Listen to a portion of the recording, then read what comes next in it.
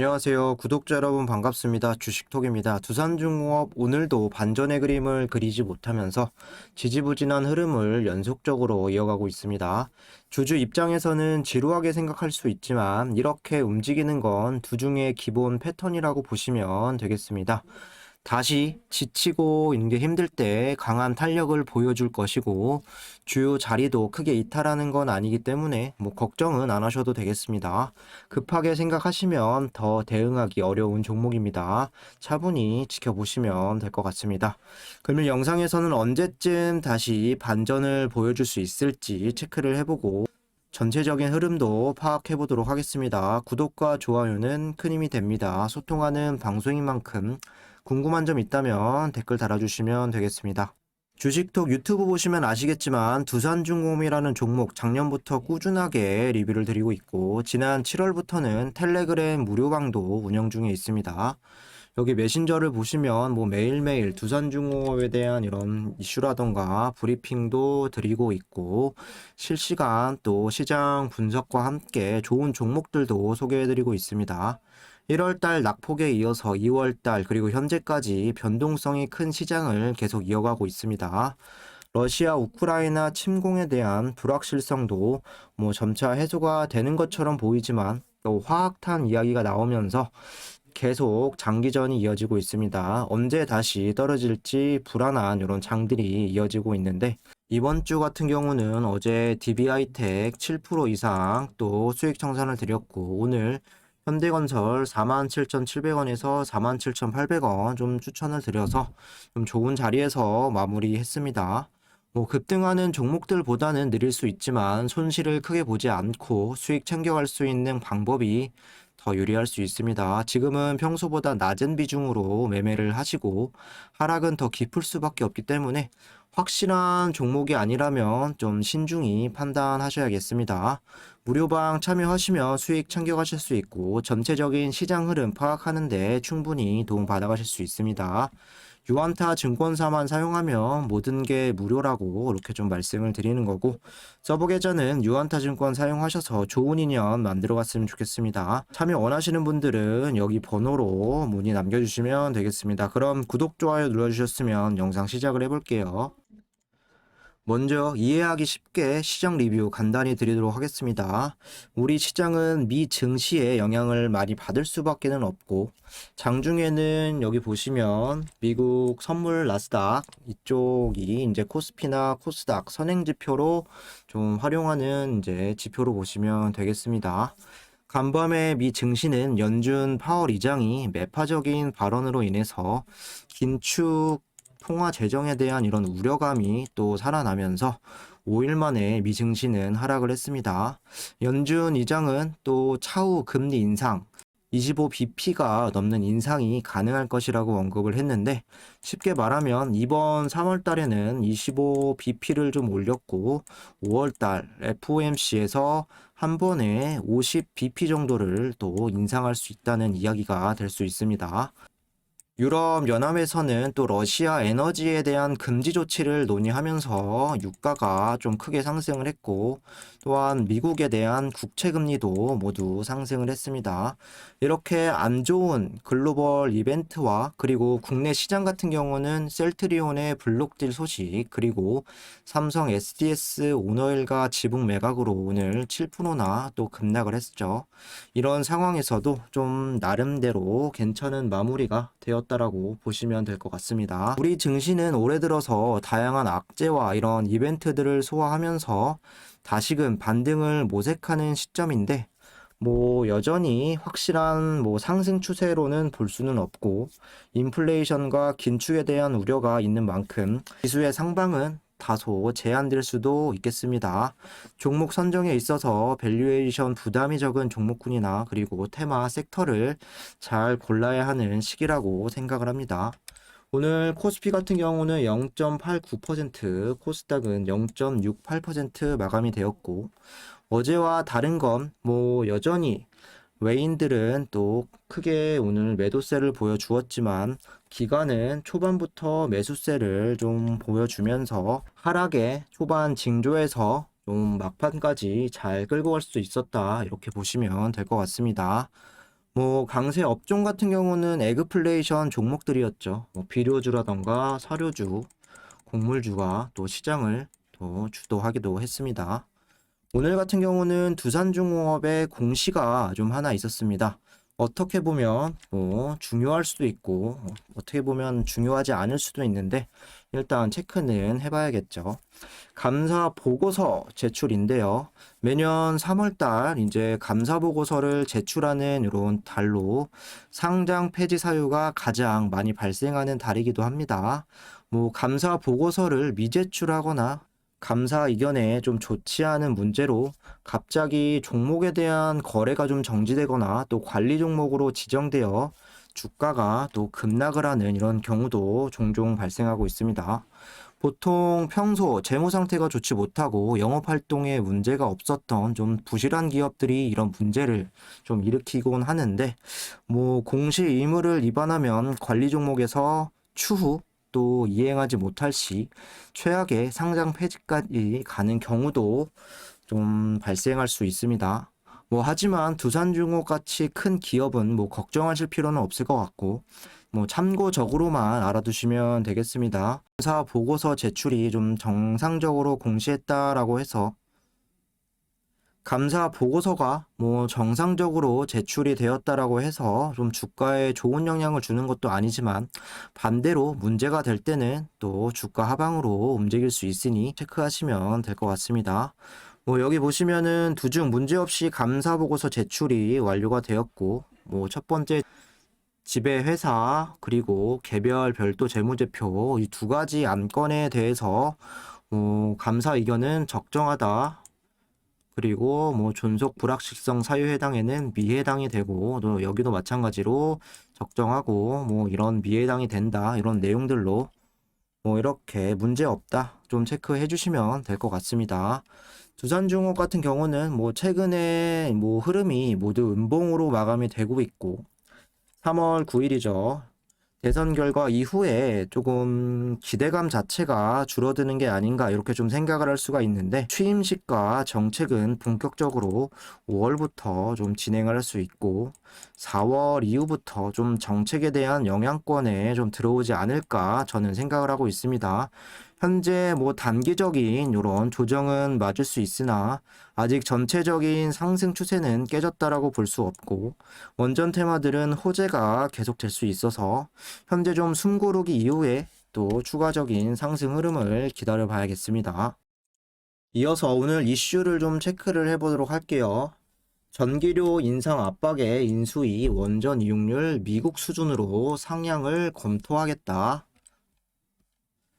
쌓이는 한국전력 적자에 전기요금 인상 압박이 커지면서 대통령직 인수위원회가 원자력 발전 비중 확대를 검토한다. 신규 원전 확보에는 시간이 오래 걸리는 만큼 기존 원전 이용률을 높이는 방안을 주요 대안으로 논의할 예정이다. 인수위원회는 현재 70%대 수준인 원전 이용률을 90% 이상으로 끌어올리는 방안을 검토할 예정이고, 원전 이용률이란 원전을 연간 최대 생산할 수 있는 발전량 대비 실제 전력을 생산하는 비율이다. 최근 천연가스 가격이 높아진 데다 문재인 정부에서 원전 활용이 떨어지면서 전기요금을 올릴 수밖에 없다며 천연가스 가격은 어쩔 수 없다 하더라도 원전 이용률을 가능한 한 높여서 전기요금을 인상해야 하는 구조를 바꿔야 한다라고 했다. 또는 미국과 프랑스 원전 이용률이 90%가 넘고 한국도 비효율적인 규제를 바꾸면 이 정도 수준까지 할 수 있다고 지적을 했다. 연도별 원전 이용률 추이가 2000년대에서 2005년대 95%로 이렇게 피크를 찍은 이후에 2018년 60%대, 2021년 70%대로 이렇게 좀 내려온 부분이 있습니다. 다시 여기 90%까지 끌어올리겠다라는 이런 부분인데 원전은 다른 연료에 비해 발전 단가가 저렴해 원전 이용률을 높일수록 그만큼 비용 부담이 줄어든다. 지난달 LNG 발전 단가는 킬로와트시당 247억 원, 같은 기간 원자력 발전 단가는 킬로와트당 67원으로 363%에 달한다. 발전 단가가 저렴한 것으로 알려진 유연탄도 최근 LNG와 함께 값이 뛰어 2월 발전 단가가 원전의 228%로 기록을 했다. 원전 이용률이 80에서 90%, 10%만 늘어나도 한전의 영업이익이 약 3조 7,500억 원이 개선되는 효과가 나타난다고 분석을 했다.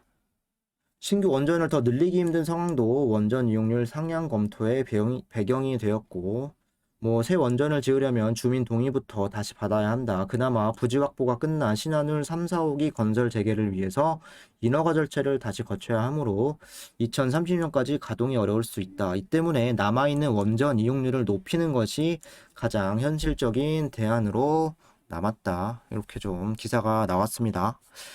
잘 아시겠지만 탈원전 기조 아래에서는 전기료에 대한 인상은 불가피한 이런 수순이고, 우리 일반인들에게 피부로 와닿을 수 있는 내용으로 좀 정책적으로 상당히 중요할 수 있습니다. 지난 후쿠시마 원전 이슈로 원전에 대한 안정성에 대한 이런 불안감이 증대되면서 전 세계적으로 탈원전에 대한 열풍이 불어서 재생에너지 쪽으로 많이 성장을 시켰죠. 원전을 크게 줄이고 재생에너지로 빠르게 좀 갈아탄 유럽의 선진국들은 전기세가 100만 원 이상 나온다.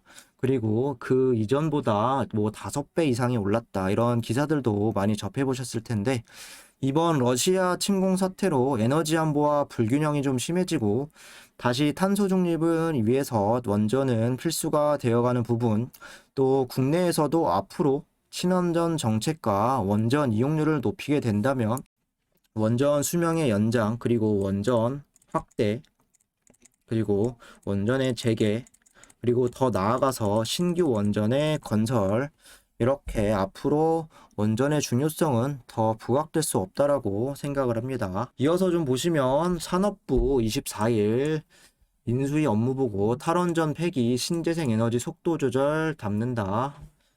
산통부가 윤석열 당선인의 보고할 업무보고 준비에 본격 착수한 가운데 업무보고 자료에 탈원전 정책의 폐기와 신재생 에너지 정책 속도 조절을 선언하는 내용들이 담길 것으로 확인됐다.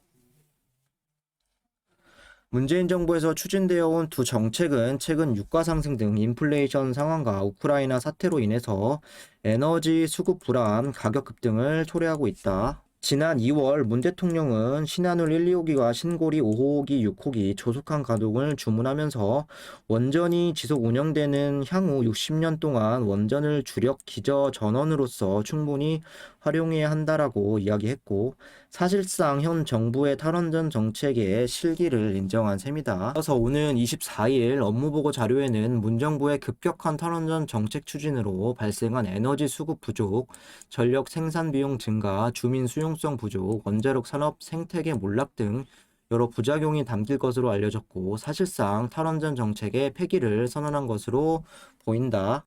산업부는 향후 5년간 원전 정책을 어떻게 끌고 나갈지에 대한 구체적인 밑그림도 담겠다는 의미다.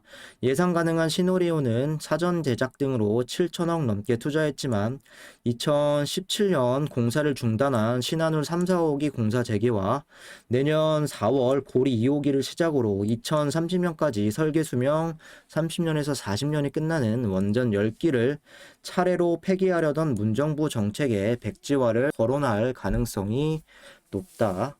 또한 5년 평균 70% 초반에 그친 원전 가동률을 85%로 끌어올리는 방안도 예상이 되고, 이 밖에 윤 당선인의 공약이던 수소병합 원전을 또 SMR 국내 실증 및 기술 개발 등도 언급될 가능성도 남아 있다. 앞선 기사와 비슷한 맥락이긴 하지만 차곡차곡 원전에 대한 확대와 그리고 원전 강대국으로서의 준비를 좀 잘하고 있다라고 보시면 되겠고, 올해 나올 수 있는 부분이 이집트 원전에 대한 수주, 그리고 SMR 기자재 수주, 여기에 뉴스케일 파워의 상장, EU 텍소노미가 원전을 확정적으로 이제 진행을 하면 K 텍소노미에 대한 이런 수정, 그리고 연말에 좀 윤곽이 나올 수 있는 체코 원전에 대한 이런 수주 소식만 이렇게 문제없이 좀 나온다면, 다른 신재생 친환경적인 부분을 빼고 원전에 대한 기대감만으로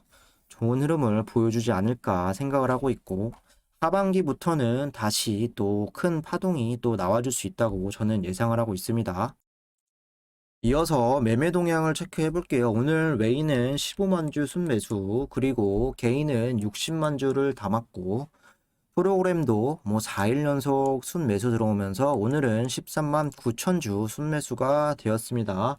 기관은 오늘 재차 78만 주가량 이렇게 이탈이 되었는데 주중에게 필요한 요 기간이 힘을 좀 내줘야 하는데 투자 놈들은 뭐 계속해서 뭐 들어올 생각은 없어 보이고 오늘 사모펀드도 2만 주가량 그리고 연기금이 3만 4천 주 순매도 했습니다.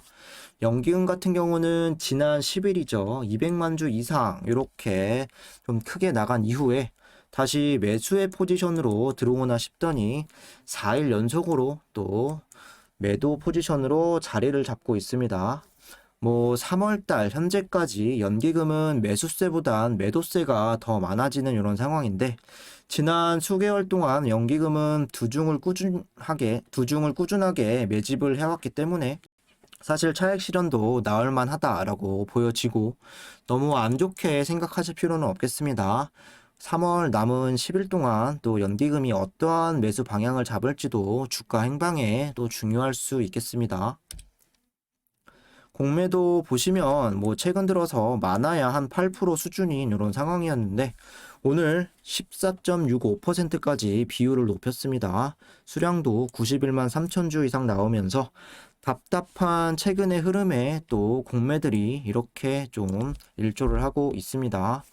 공매 잔고 같은 경우는 3월 4일 1,500만 주 수준에서 3월 17일자 뭐 2,110만 주까지 좀 늘리는 상황인데 요 며칠간 뭐 잔고가 계속 조금씩 늘어나고는 있지만 그 상승폭은 좀 미미하다라고 볼 수 있겠습니다. 대차 잔고를 좀 보시면 체결이 89만 주, 상환은 246만 주 이렇게 좀 나오면서 순수 상환은 157만 주가 되었습니다. 그러면서 잔고 수량도 6천만 주까지 이렇게 좀 줄어들었고 잔고 금액도 1조 3천억 초반까지 좀 줄여가고 있는 상황입니다. 공매 비율과 그리고 공매 잔고는 좀 증가하는 추세이지만 대차 잔고 부분은 좀 많이 줄어가면서 앞으로 신규 대차는 그리고 신규 공매도는 감소할 수 있겠다라고 보시면 되겠습니다. 꾸준한 또 대차 잔고나 공매도 이런 감소세 계속 체크해 드리도록 하겠습니다. 마지막으로 차트를 보시면 최근 흐름 뭐 큰 변화는 없습니다.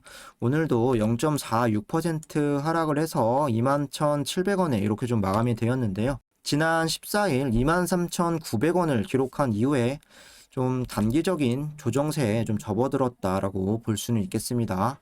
그동안 시장의 하락에도 좀 연달아 호재로 인해서 이렇게 상승 흐름을 보여주었고 거래량이 다시 이렇게 살아나기 전까지는 좀 조정세가 조금 더 갈 수 있다라고 말씀드리겠습니다. 사실 일주일 이상 음봉 마감해서 뭐 급락하는 경우는 좀 드물었고 아직 전체적인 추이에서 뭐 상승 추세가 좀 꺾였다라고 보기엔 무리가 있을 수 있습니다.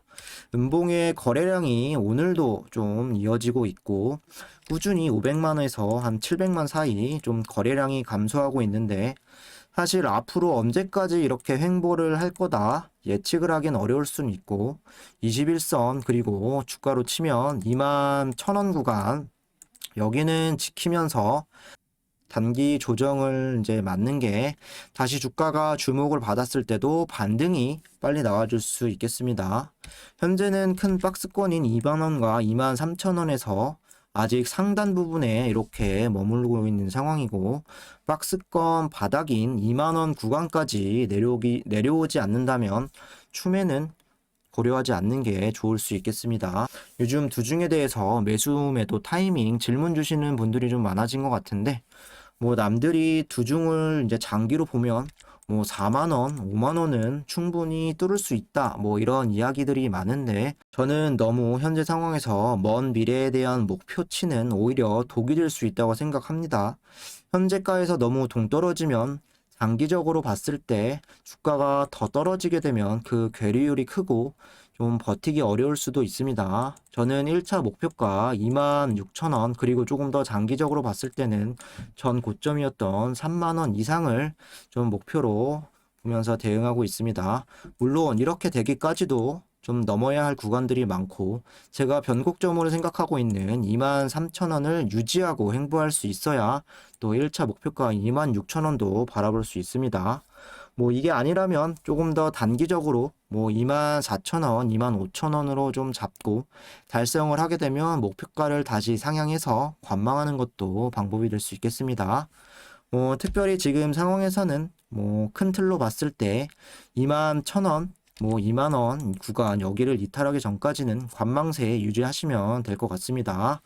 이상으로 영상 마무리하도록 하겠습니다. 구독과 좋아요 한 번씩 부탁드리고 두중 혼자서 대응하기 어려우신 분들이나 이런 시장 이겨내고 수익 챙기고 싶으신 분들은 유한타증권사만 사용하면 모든 게 무료라고 설명드렸습니다. 영상 초반 전화번호 보시거나 댓글에 나와 있는 번호로 언제든 문의 주시면 되겠습니다. 감사합니다.